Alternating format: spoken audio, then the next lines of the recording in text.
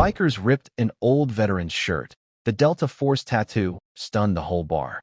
The peaceful routine of the Rusty Spoke was shattered by the roar of engines and the arrogant arrival of the notorious Rust Motorcycle Club. Their leader, a brute named Savage, sauntered in, sizing up the room and settling his predatory gaze on the quietest man in the place. Jim, a humble, gray-haired bartender. "You think you're something special?" Savage sneered, his hands resting on the bar as his gang spread out like a pack of wolves. Jim simply wiped a glass, his body language screaming, ordinary and unassuming. But in just a few moments, after a moment of public humiliation, Savage would see a tattoo that would not only silence the entire bar, but force him to his knees, begging for forgiveness. Before we dive in, if you like this kind of stories of overcoming adversity and justice, let us know in the comments where you're watching from. We love seeing how far these stories reach. Now let's jump back in. Enjoy the story. An old soldier's quiet life was shattered by a pack of wolves. What they didn't know was the sheepdog they targeted had never truly left the fight. The Rusty Spoke was a quiet place. Nestled just off Route 19, it was a low-slung, cedar-paneled bar with a wraparound porch and a sign that had lost half its lettering to a decade of sun and wind. Inside, the air was a thick, comfortable mix of stale beer, sawdust, and the faint, sweet smell of cherry pipe tobacco from old Mr. Henderson in the corner. For most of the week, the loudest sound was the clatter of pool balls or the soft chime of the cash register. It was a place where people knew your name and your coffee order. A sanctuary. But sanctuaries, like all good things, are built to be tested. That test arrived with a low, guttural rumble that grew into a roar. It wasn't a single motorcycle, but a wave of them, a rolling thunder that shook the windows and rattled the glasses behind the bar. 6 bikes in total, all custom choppers with blacked-out engines and chrome that reflected the evening sun like a warning. They kicked up a cloud of ochre dust as they pulled into the lot, surrounding a tired-looking Toyota Tundra and a couple of beat-up sedans. The men dismounted, their movements synchronized and deliberate. Local legend called them the Rust, a nomadic motorcycle club that moved from town to town, leaving a trail of broken windows, empty cash registers, and nervous smiles. They were a pack of circling sharks, preying on small-town innocence and the good nature of folks who just wanted to be left alone. Mr. Henderson, a man of 64 with kind eyes and a lifetime of hard work on his hands, lowered his pipe and said, "Bad news is coming," his voice a low, gravelly whisper. The bar's usual chatter died down, replaced by a nervous, expectant silence. Every eye in the place was on the front door, a heavy oak slab with a simple brass handle. A tall man in a leather vest with a patch that read Sergeant at Arms pushed it open just enough to peer inside, his eyes a cold, assessing blue. His shoulders were wide, his arms thick with muscle, and a long scar snaked from his ear down his neck. The rest of the gang, burly men in denim jackets and faded jeans, stood behind him, waiting for the signal. The air grew thick with a tension you could almost taste, like the static before a lightning strike. The silence stretched, and then the man in the vest nodded to his crew. The door creaked open further, and the first of the riders stepped into the warm light of the bar. All eyes were drawn to the leader, the biggest of them all. His shadow stretched long across the floor, and the hum of conversation was completely gone. Now there was only the sound of heavy boots on the worn floorboards. The peaceful sanctuary was about to have its quiet tested.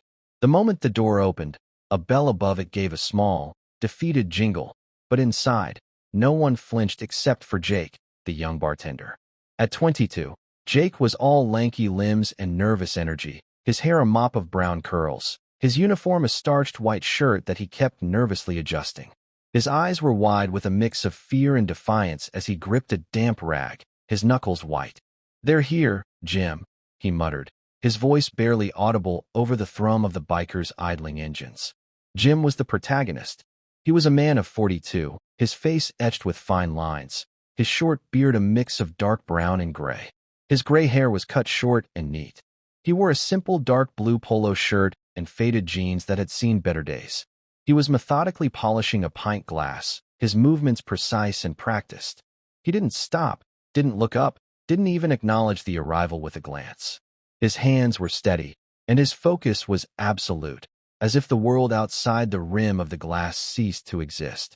He worked with an economy of motion, a quiet, almost meditative grace. He wasn't big or broad, not like the men entering the bar. He was wiry, with a posture that was ramrod straight but seemed to slouch in a way that made him appear smaller.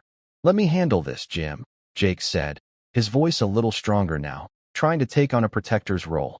Jim just gave a slight shake of his head, a gesture so subtle it could have been a twitch.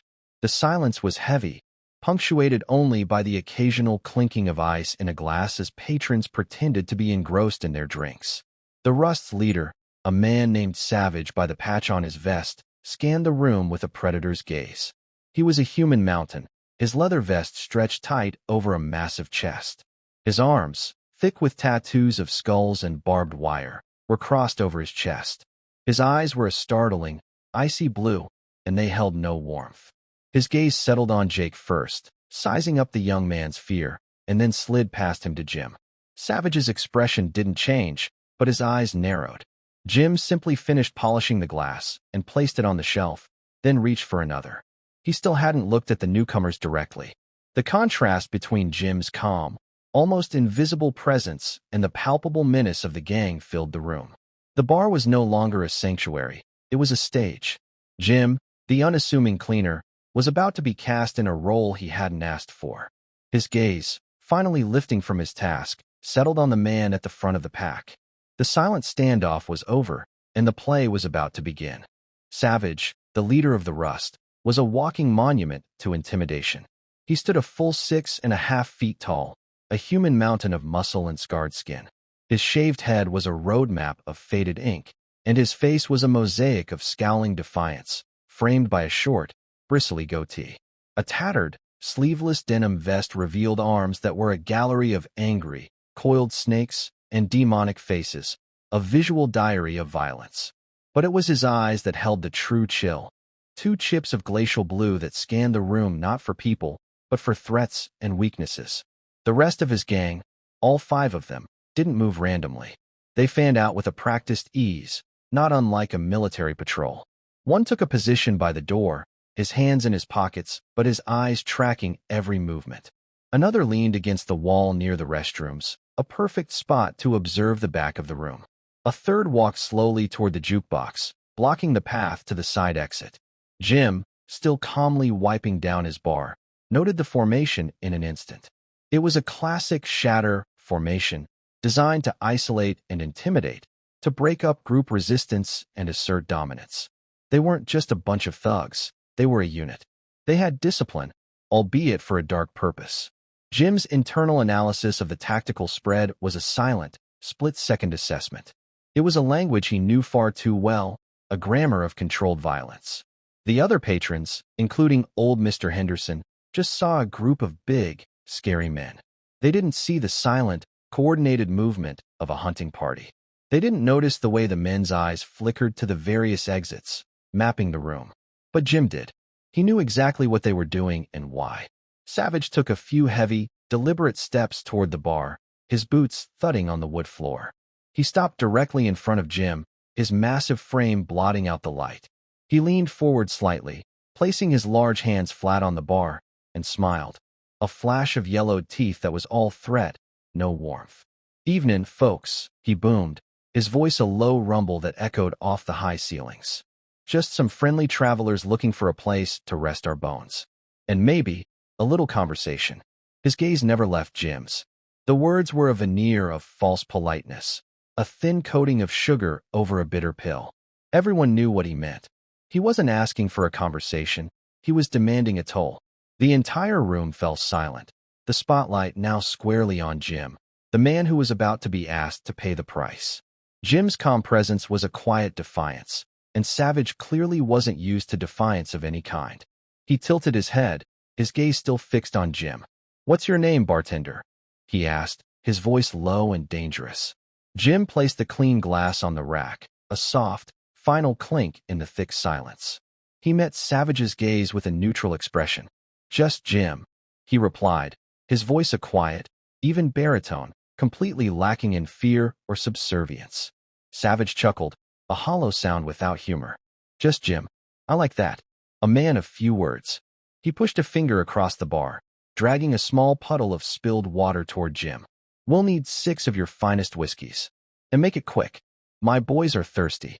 As Jim turned to grab a bottle, one of the bikers, a younger, leaner man with a sneer on his face, slid from his position by the jukebox and sidled up to the bar.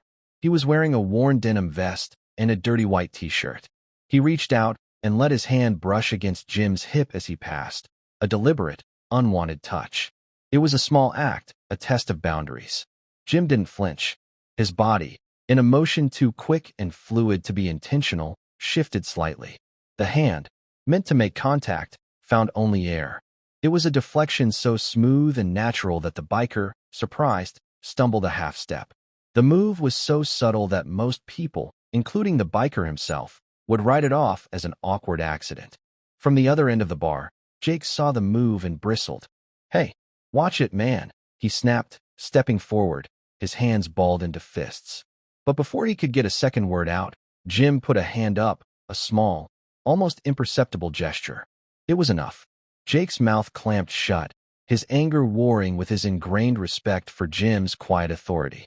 Jim gave Jake a subtle shake of the head, a silent warning to stand down.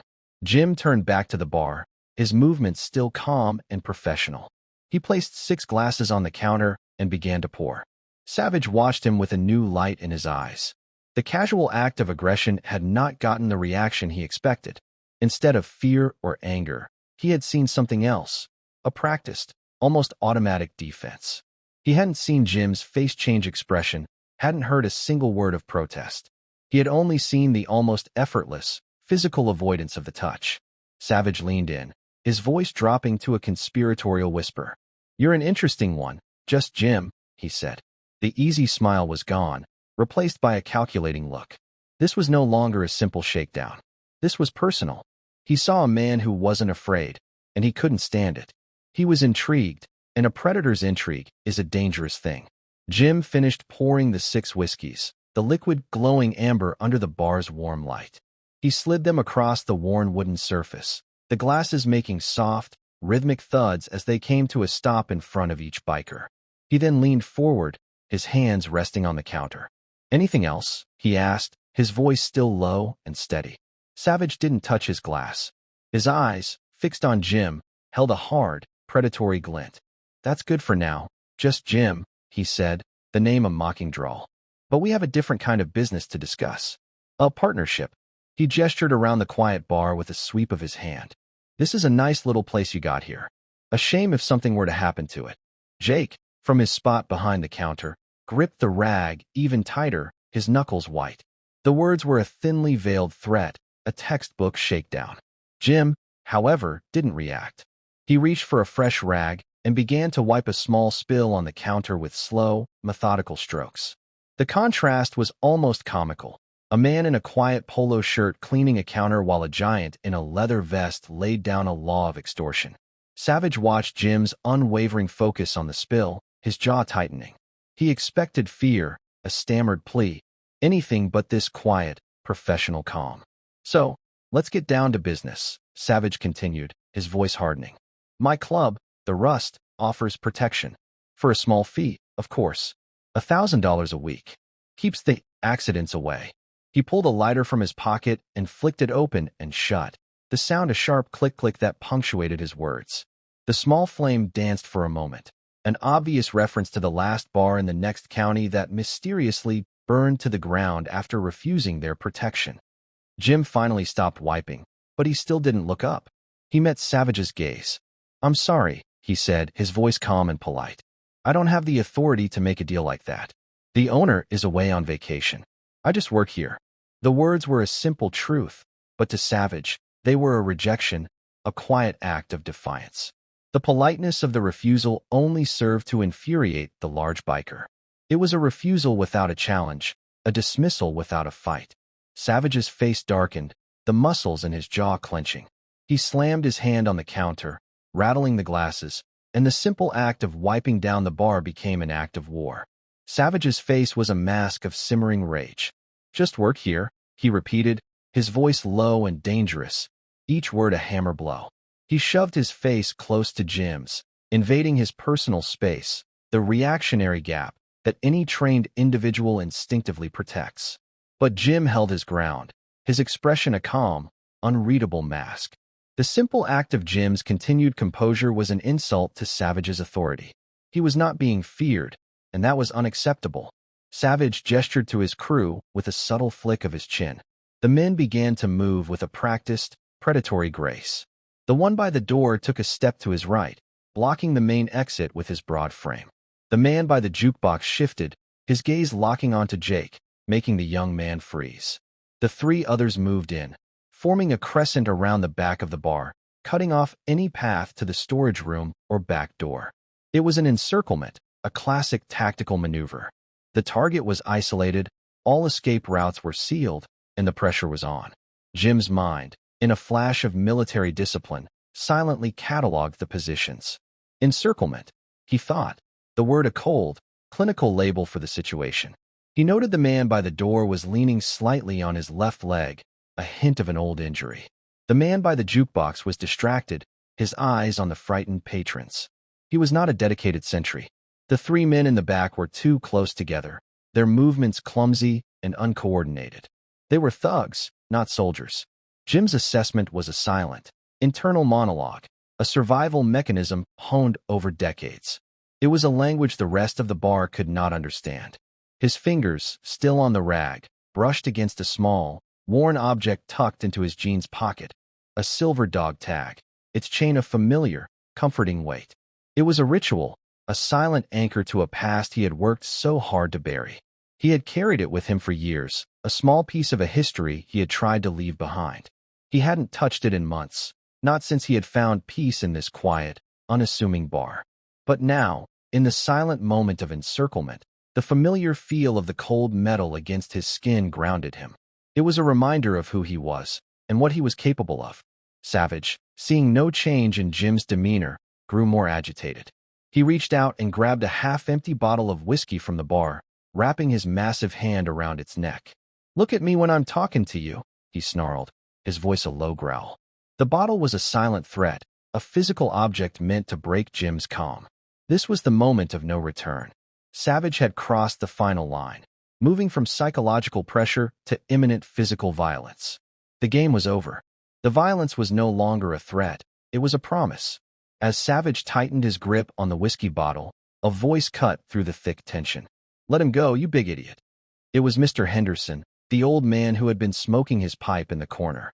He stood slowly, his thin frame belying his steely resolve.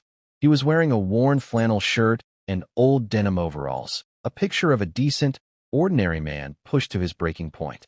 He took a couple of shuffling steps forward, his hand clenching an empty glass, a laughable weapon against the armed thugs. Savage turned his glacial blue eyes toward the old man, a look of pure, amused contempt on his face.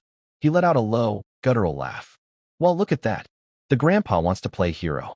Go back to your corner, old man, before you get hurt." The men in his crew echoed his laughter, a harsh, ugly sound that filled the bar. Mr. Henderson ignored the taunts. "This isn't your town, and he's not your punching bag," he said, his voice trembling slightly, but his gaze holding steady. "We're just simple folks here. We don't want any trouble." The words were a quiet plea, a desperate attempt to appeal to a common decency that Savage clearly lacked. The tension was a tangible thing, a coil wound tighter and tighter. From the other side of the room, two more patrons stood up. One was a young mechanic in a greasy jumpsuit, the other a burly farmer with a red bandana tied around his neck. They were outmatched and outgunned, but they were ready to stand with their community. The entire bar was on a knife's edge, a small, quiet town ready to fight a battle it couldn't win. They were a flock of sheep, bravely preparing to face down a pack of wolves. Jim, who had been completely still during this exchange, finally moved. He took a subtle step forward, placing himself between Mr. Henderson and Savage. "It's okay, Mr. Henderson," he said softly, his voice a calm bomb in the storm. They were just leaving. The words were a polite dismissal, an attempt to defuse the situation, but they were also a silent signal to Savage. The target was no longer the patrons. The danger, and the focus, was squarely back on him. Jim was giving his friends an out. placing the burden of the confrontation entirely on his own shoulders. He was alone again, facing down the pack. Savage's laugh was a sharp, brittle sound, completely devoid of humor. "Leaving?" he snarled, his eyes wide with a manic fury. He slammed the whiskey bottle onto the bar, the glass bottom striking the wood with a jarring crack that made everyone jump. "We're not going anywhere until you learn some respect, old man." The words were no longer about money or a simple shakedown. They were about control, about power, about forcing this calm, unassuming man to break. "You think you're some kind of tough guy? Standing up to me like that? You're a fool in a cheap shirt." He reached out, his hand like a vice, and grabbed the front of Jim's dark blue polo. He didn't just grab it. He twisted the fabric, bunching it in his fist with a brutal force that should have pulled Jim off his feet. But Jim held his ground, his body a solid, unyielding mass. He didn't try to pull away, didn't fight back, simply absorbed the force. This passive, unbreakable resistance infuriated Savage further. He yanked harder, a violent, tearing motion meant to physically and psychologically dominate the man. The flimsy cotton shirt, old and worn from countless washes, couldn't hold up to the raw strength. The sound was distinct and final that echoed in the silent bar. It wasn't the sound of a simple tear. It was the sound of something breaking, something final and irrevocable. The sound hung in the air for a moment, a loud, brutal proclamation in a place built for quiet conversation. The flimsy fabric tore from the collar down to the chest, exposing the left side of Jim's torso. The tear was jagged and raw, a wound in the fabric of the man's quiet life. Jim stumbled back a step, but his face remained a mask of stone. He didn't try to cover himself. He didn't react with fear or rage. He simply stood there, his ripped shirt hanging uselessly from his shoulders, a tattered banner of his now exposed identity.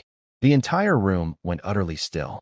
Savage, who had been poised to deliver a verbal punchline, froze, his smug grin dissolving. The rest of the gang, who had been sneering in amusement, went silent. Every eye in the place, Mr. Henderson, Jake, the young mechanic, the farmer, all of them collectively held their breath. They were all looking at the same thing on Jim's chest, a single, stark image that was now, for the first time in years, visible to the world. The silence was absolute, a stunned, collective gasp without sound, a moment of dawning comprehension as they all saw what was exposed.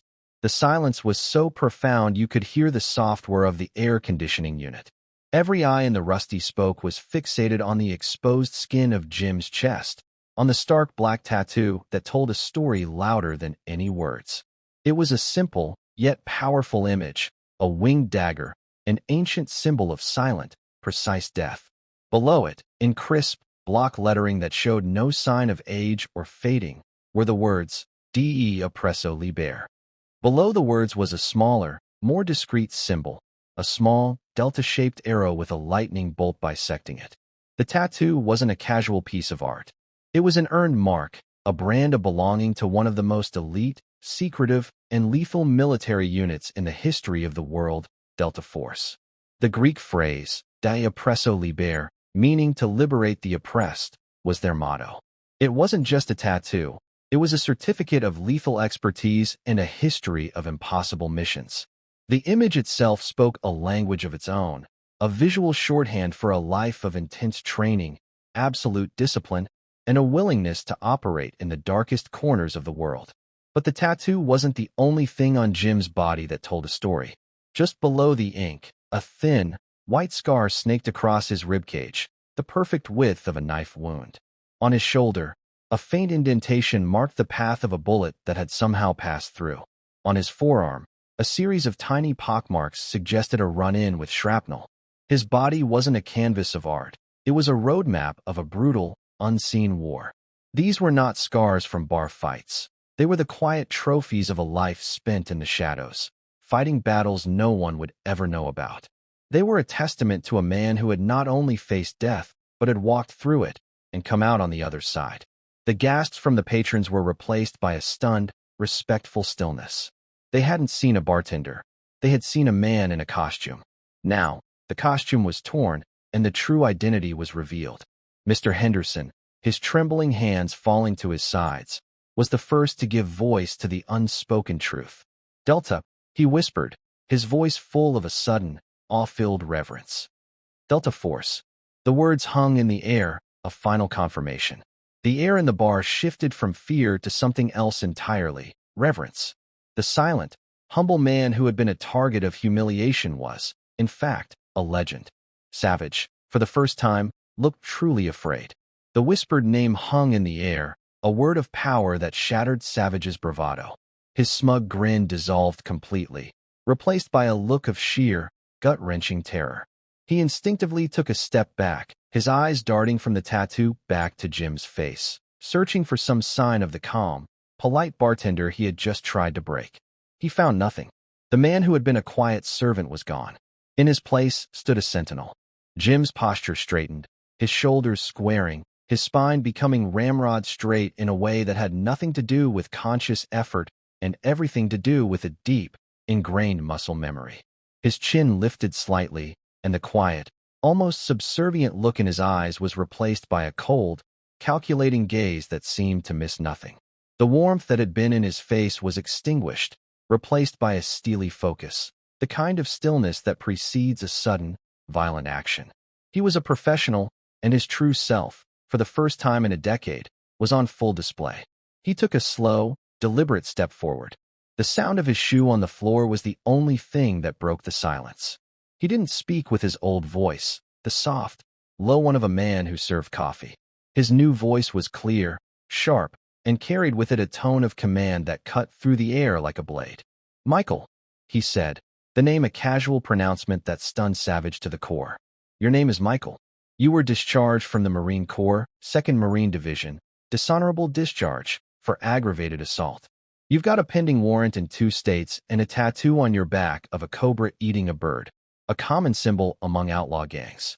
I've known who you were since you walked in the door." Savage's face went pale. The information was too specific, too personal. It wasn't a guess. Jim had seen him and already cataloged him, assessed him, and filed him away as a low-level threat. It was a silent threat, a demonstration of a level of awareness and intelligence that Savage couldn't even comprehend. Jim took another step, his presence filling the space.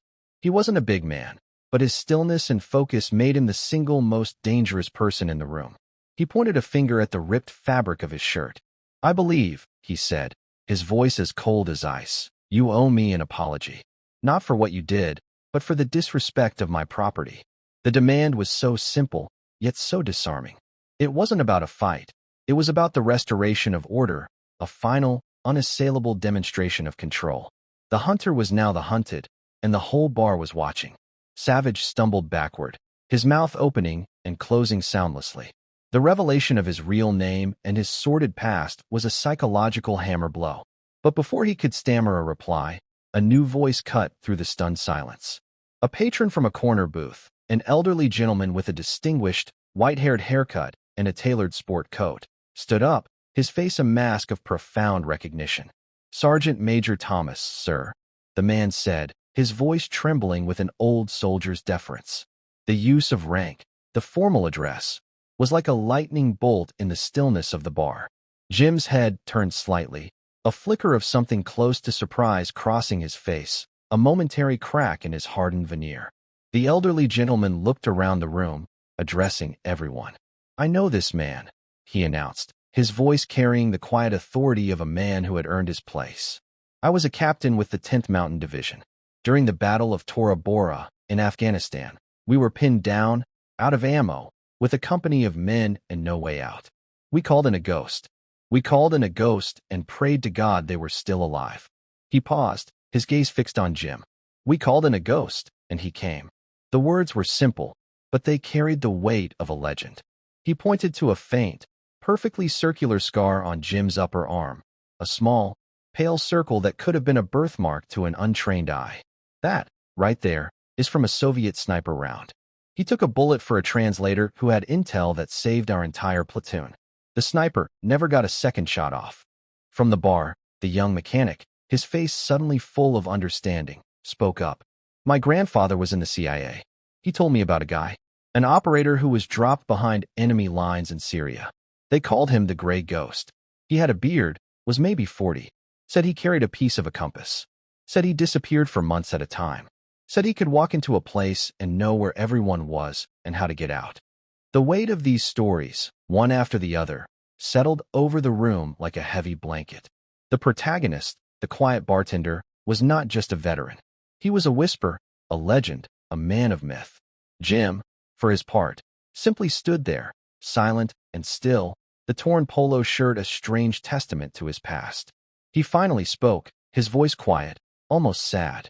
"Those were good men," he said, not denying their stories but deflecting the praise to their fallen comrades. Just doing their job. The simple words, a humble tribute to a shared history of sacrifice, were more powerful than any boast. The silence of the bar was now one of profound respect.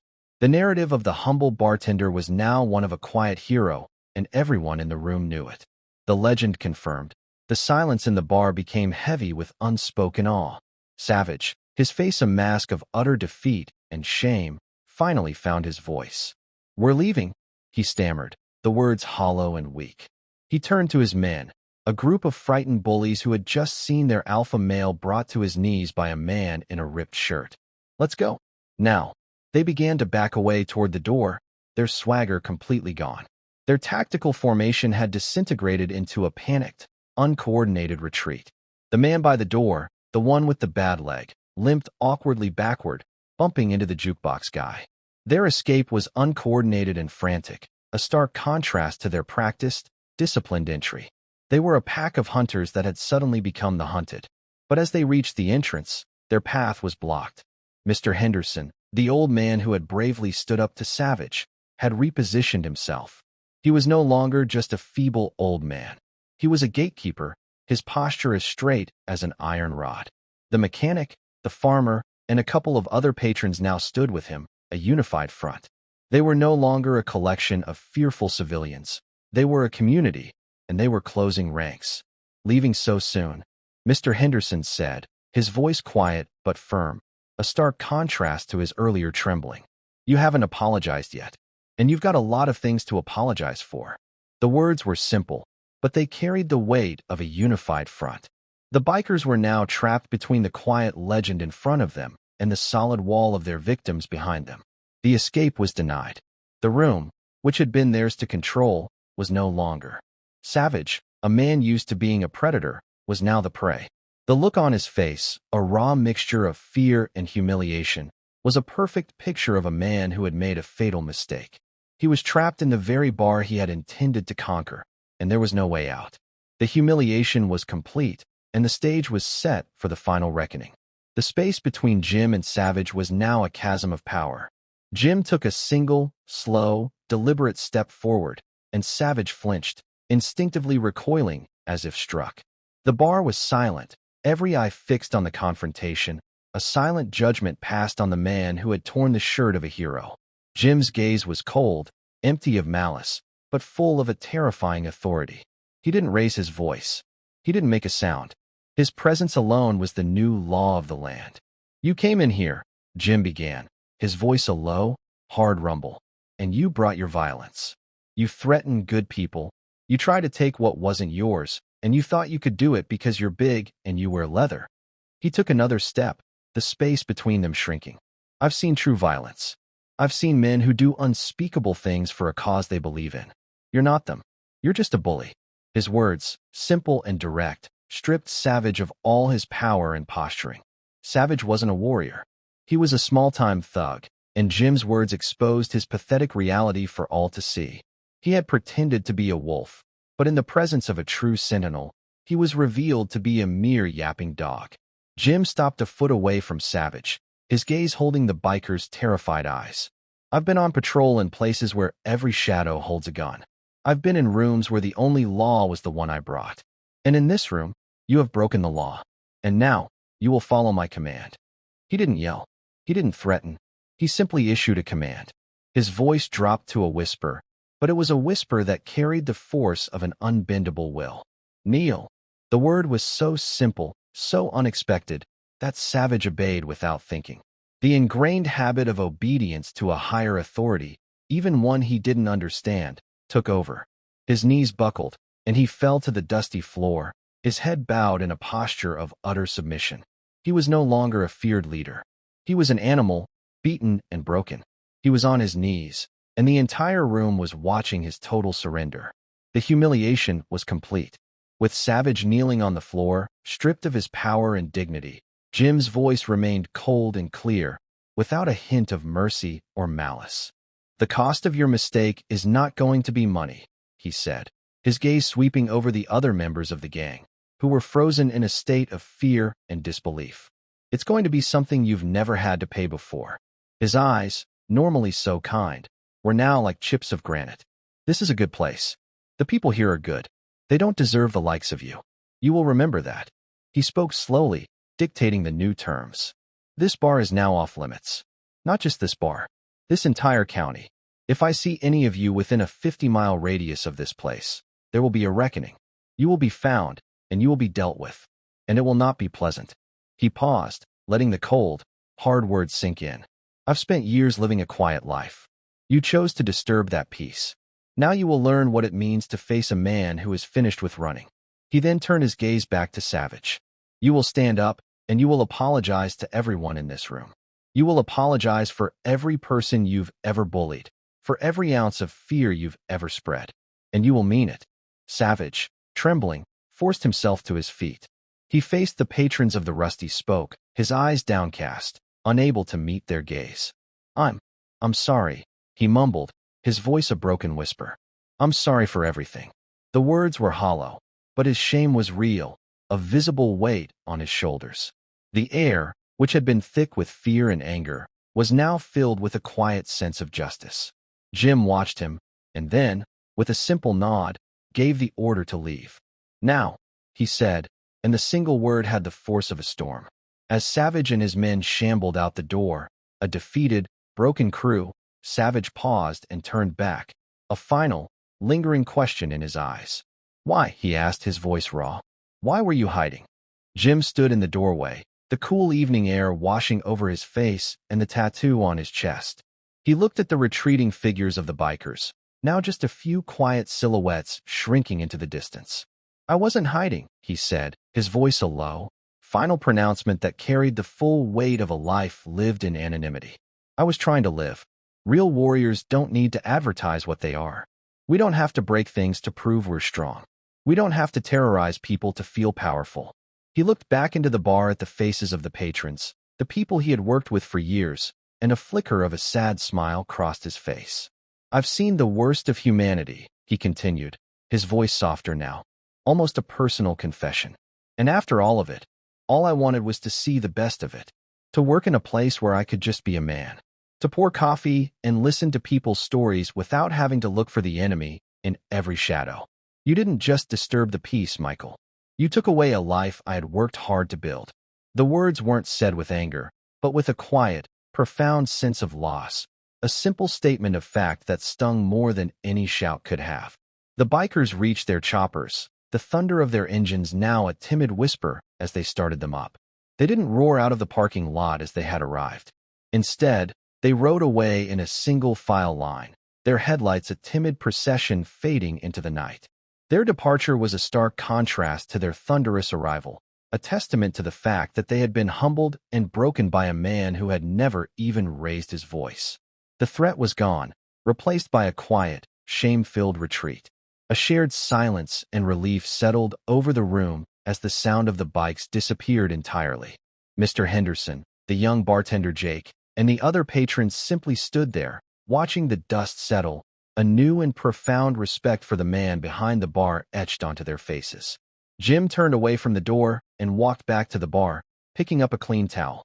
He began to wipe down the counter, the simple, rhythmic motion a return to the quiet life they all knew, but everything had changed. The air in the Rusty Spoke was different now. The fear was gone, replaced by a quiet, reverent awe. The patrons, who had been frozen in place, began to move again, but with a new respect for their surroundings. Jake, the young bartender, walked over to Jim, his face a mix of shock and confusion. "Jim," he said, his voice barely above a whisper. I don't understand. I thought you were just, the guy who works here." Jim continued to wipe the counter, his movements still methodical. He finally looked at Jake, his eyes holding a depth that the young man had never seen before. "I am just the guy who works here," Jim said, his voice soft. "But that's all I wanted to be. After what I've seen, the things I've had to do, it was a relief to just be a man in a quiet town. A bartender. To have a life where my biggest problem was running out of ice." He gestured to the bar around them. "This place," he said, "is my peace. The nightmares don't find you when you're cleaning up after a shift. The ghosts stay quiet when you're pouring a drink for a friend." He pulled a small, tarnished compass from his pocket, a symbolic item he had carried for years, a reminder of the many places he had been lost. He placed it gently on the counter. "I wanted to be a man who didn't need to carry this anymore." Mr. Henderson approached, his face full of a deep sympathy. "We're sorry we didn't know," he said. "Sorry for not seeing." Jim shook his head. "It was the entire point. Not knowing was the only way I could live. You all saw a man, not a soldier. That was the greatest gift you could have given me." He picked up the compass, its worn metal warm in his hand. He looked at the torn shirt, at the tattoo that was no longer a secret. "But you know now," he said, a sigh escaping his lips. "And I have to be who I am." He looked at the patrons, his eyes filled with a new, quiet determination. "So no, I don't regret what happened tonight. It means I don't have to hide anymore." The silence that followed Jim's words was a moment of profound understanding. The patrons of the Rusty Spoke didn't just see a hero. They saw a man who had been through hell and simply wanted to be human again. And now, he had accepted that he was both. He had stopped hiding from his past and was ready to integrate it into his present. As if on cue, a young man who had been sitting in the corner, a new face in town, a veteran himself with a quiet, thousand-yard stare, approached the bar. His name was Ben, and he was in his mid-20s. He had been listening to everything, and for the first time since he had been home from a deployment, his eyes held a flicker of hope. He was wearing a simple gray sweatshirt and faded cargo pants. His hands were stuffed in his pockets, and his shoulders were slightly hunched, as if trying to make himself smaller. "My name is Ben," he said, his voice soft, almost inaudible. "I was in the 82nd Airborne. I can't sleep. The dreams, they won't stop." He looked at Jim, his eyes pleading for understanding. "How do you do it? How do you just exist?" The question was a raw, honest plea from one soldier to another. Jim looked at the young man, a fellow traveler on the same difficult road. He placed a hand on his shoulder, a simple, comforting gesture. "You don't exist, Ben," he said. "You live. You take the things you learned, and you find a new purpose for them. The vigilance, the attention to detail, the willingness to defend the innocent. Those aren't just for a battlefield. They're for here, for this place." He gestured around the bar. "This is our new post, our new mission. We don't have to fight a war to be a warrior. We can be a shield. We can make this a place where people like us can come and just be, where we don't have to explain, where we can just have a beer or a cup of coffee and a conversation." Jim's face, for the first time, held a light of purpose he hadn't had before. He was no longer running from his past. He was integrating it, using it to build something new. He was becoming a leader, not in combat, but in healing. He picked up the coffee pot and poured a cup, handing it to Ben. The young veteran took it, his hands trembling slightly, but his eyes meeting Jim's with a new kind of respect. Jim was no longer just the bar's protector. He was becoming its guardian, its anchor. And with a simple cup of coffee, he had just welcomed a new soldier to the new mission. The weeks that followed were a testament to the power of a single moment of truth. The Rusty Spoke wasn't just a bar anymore. It was a sanctuary. Its reputation, whispered from person to person, spread through the community and beyond. The clientele began to change. More and more veterans, young and old, found their way to the bar. They came not for the beer, but for the quiet, understanding presence of the man behind the counter. For the first time, they felt like they could finally relax and simply be. Physical changes began to appear. Mr. Henderson, the old man who had started the pushback, brought in an old, faded photograph of his unit from the Korean War and hung it on a wall near the dartboard. Ben, the young paratrooper, donated a small, tarnished paratrooper's badge, placing it in a shadow box behind the bar. Other veterans followed suit, and soon the walls were a silent gallery of military memorabilia, medals, old photos, and worn patches. The owner, a man named Frank who had been away, returned and was stunned by the transformation. He didn't question it. Instead, he brought in a flag with an embroidered eagle, a symbol of honor, and placed it proudly behind the counter. New traditions were born. A veterans' night on Tuesdays brought a new kind of camaraderie to the bar. The chatter wasn't loud or boisterous. It was a quiet, shared understanding. Laughter was a little more genuine, and the silence held a different kind of respect. The men in the bar found a common language, a silent understanding that only came from shared sacrifice. They were no longer just patrons and a bartender. They were a community built on trust and a deep sense of belonging. One evening, Jim stood alone, the last to leave. He pulled a small box from beneath the counter. Inside was a silver star, a medal for valor he had earned long ago but had never shown to anyone. He had kept it in a closet for years, a reminder of a past he had tried to outrun. But now, it felt different. It was no longer a burden of his past, but a symbol of his identity. He took a nail and a hammer from a drawer and, with a few quiet taps, hung the medal on the wall next to the flag, a final, public acceptance of who he was. The sentinel had found his place, and he was no longer a ghost in a new town. The change wasn't just in the bar's decor or clientele. It was in the people themselves. A few months after the incident, on a quiet Tuesday afternoon, Jake, the young bartender, approached Jim with a serious look on his face. He was wearing his usual starched white shirt, but his posture was straighter now, his gaze more direct. The nervous energy he once carried had been replaced by a quiet resolve. "Jim," he said, his voice hesitant but firm. "Can I ask you something?" Jim nodded, his eyes kind. "I've been thinking about what you said, about finding a new purpose. My whole life, I just wanted to pour beers and have a quiet life, like you. But after that night, I feel like I should be doing more." He took a deep breath. "I went to the recruiter's office this morning. I'm thinking of enlisting." The words hung in the air, a profound admission. Jim's face remained calm, but a shadow of concern passed over his eyes. He put a hand on Jake's shoulder, a gesture of quiet support.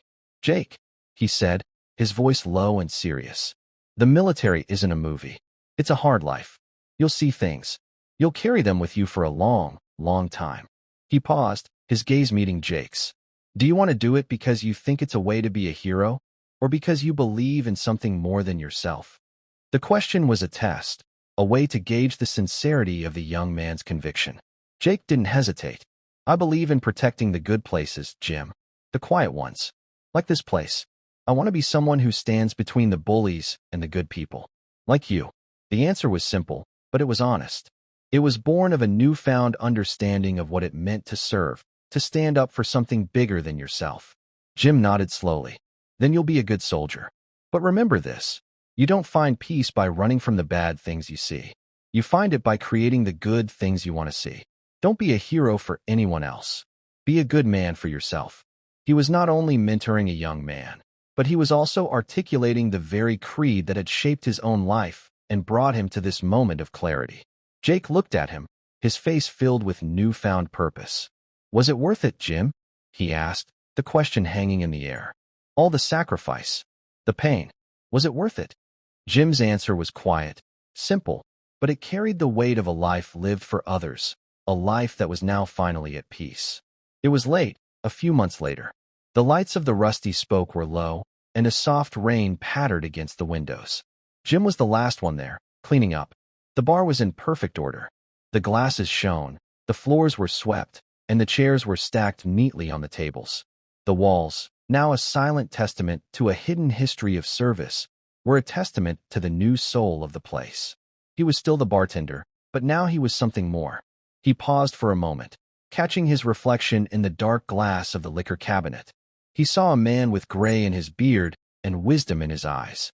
He no longer saw the frightened young recruit he once was, or the broken veteran who had sought to bury himself in a quiet life.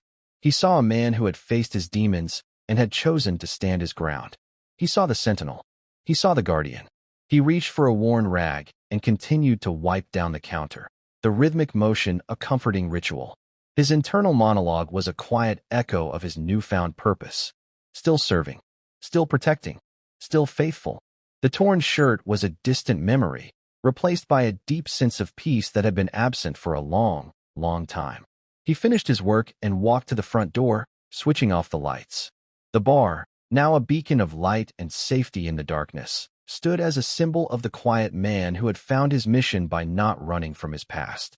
He locked the door, and in the reflection of the glass, a final, poignant image appeared. A man, a hero, a sentinel, standing watch. The Rusty Spoke was a sanctuary, and Jim was its quiet guardian. The world was at peace, and so, for the first time in a very long time, was he. Thank you for following this story. If you enjoyed it, please subscribe and share your thoughts below. Where are you watching from? Let us know in the comments. Stay tuned for more immersive stories.